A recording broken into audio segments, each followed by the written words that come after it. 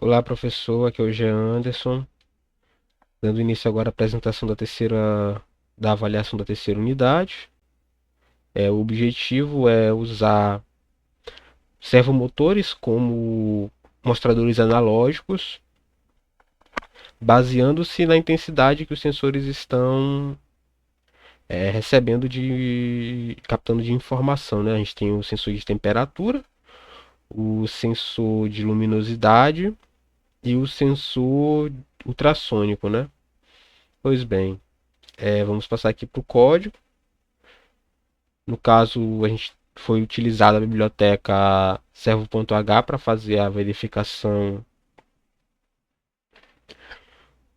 para fazer as aplicações dos motores servos, declarando cada servo.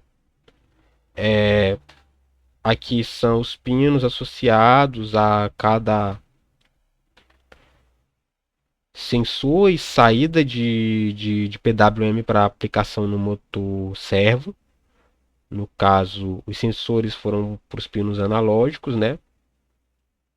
E as saídas para os motores foram para os pinos de PWM. Aqui a declaração do pin mode, né? A configuração do pin mode, qual que era a de entrada, qual que era a de saída, quais são de entradas e quais são de saídas. Aqui foi feita uma função para medir para analisar, para trabalhar com o sensor de temperatura e o motor de temperatura, fazer a leitura e fazer as conversões para medir a temperatura e transformar isso num ângulo de movimentação, né? Dependendo da intensidade da temperatura. O mesmo para o sensor de luz, eu confesso que esse aqui eu tive mais dificuldade porque ele não é linear. Aí um pouco de variação já faz com que o sensor se altere muito, que o motor se altere muito, na verdade. E o sensor de som, né? Que foi mais tranquilo do que o anterior. E no caso ele tem uma implementação diferente, né? Porque ele funciona usando a questão de quanto tempo demora para o som enviado voltar, né? A reflexão do som.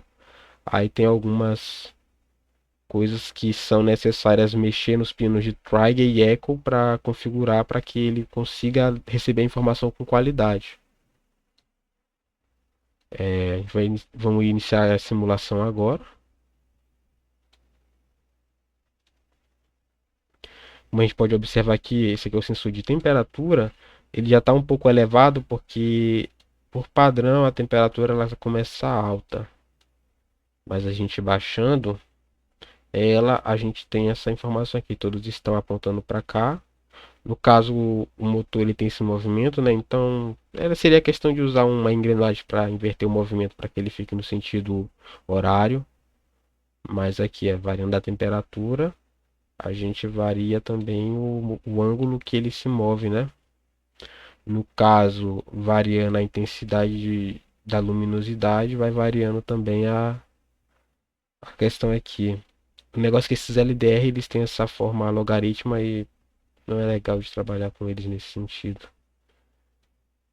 E aqui o sensor de distância, né? Quanto maior a distância, mais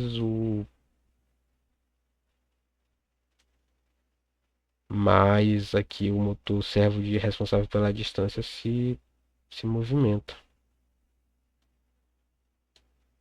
Agora vamos passar para o KiCad. Aqui nós podemos observar o esquemático, né? Utilizando o microcontrolador ATmega. Nós temos aqui os cristais o cristal de oscilação, né, de clock, com seus capacitores acoplados. Aqui nós temos uma fonte LM, uma fonte, nós temos aqui o regulador LM7805 para fazer a regulação da fonte de energia do microcontrolador. E a gente tem uma entrada diferente aqui, esqueci de explicar no outro código.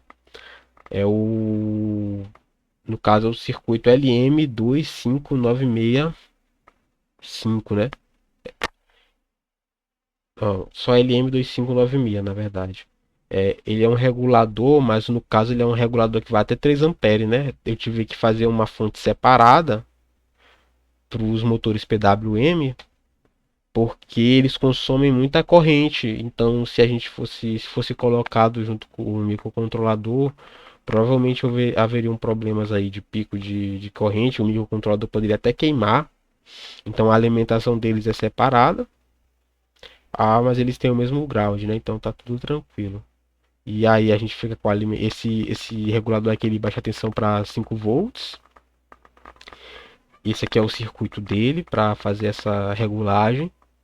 E ele permite a passagem de até 3 amperes de corrente, né? Então, como é uma aplicação com motor, isso facilita bastante a nossa vida. É... Tá, voltando aqui, o verificador de regras elétricas,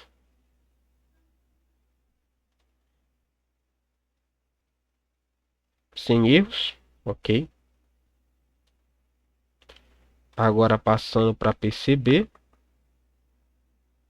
a gente pode observar aqui as trilhas, né? A visualizador 3D para dar uma visão melhor. Felizmente houve um pouco de desperdício de espaço aí, mas tá legal.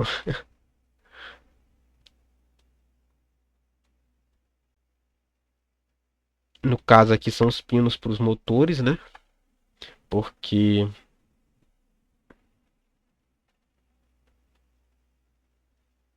o motor não aparece aqui, mas tá ok.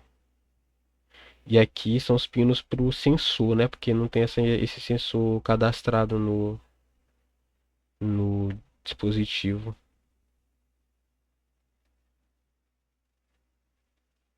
na aplicação KiCad, o sensor ultrassônico.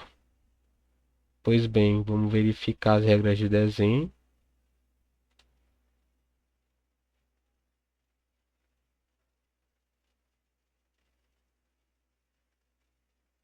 Tudo ok?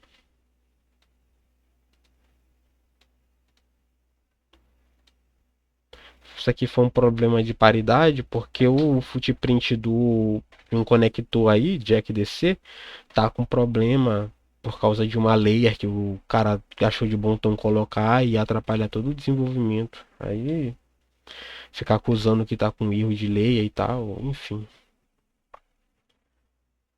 Eu coloquei outro do tipo jack DC, só que diferente do que foi colocado por padrão. É...